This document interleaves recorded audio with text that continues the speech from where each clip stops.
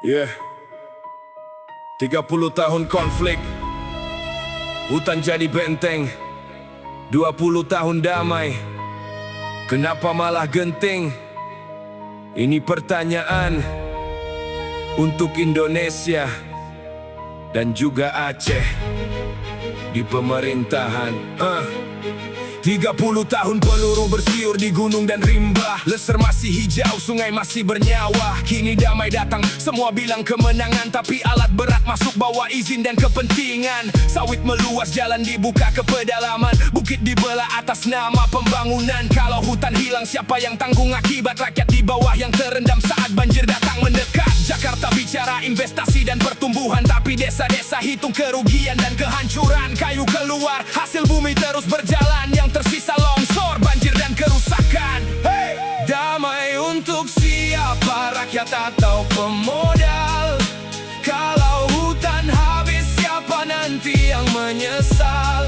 Merah putih berkibar di atas tanah yang terluka. Aceh bertanya, siapa penjaga alam kita?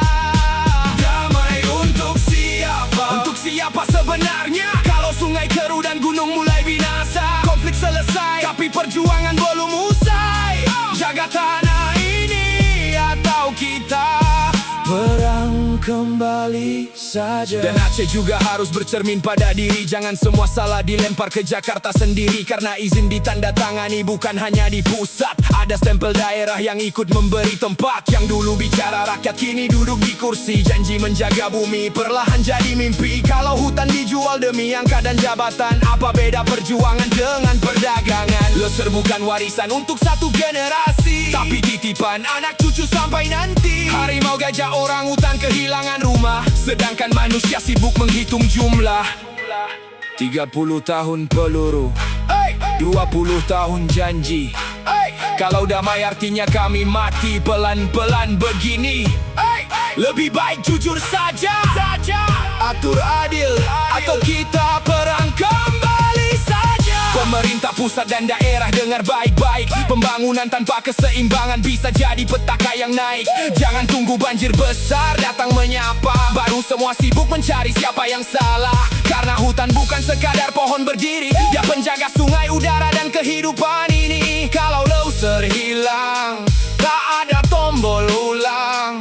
Yang pergi takkan kembali pulang. Ini bukan soal konflik atau perdamaian, tapi soal menjaga amanah untuk masa depan. Karena damai sejati bukan cuma tanpa senjata, tapi ketika alam dan manusia sama-sama terjaga. Kalau tidak, atau kita perang kembali saja.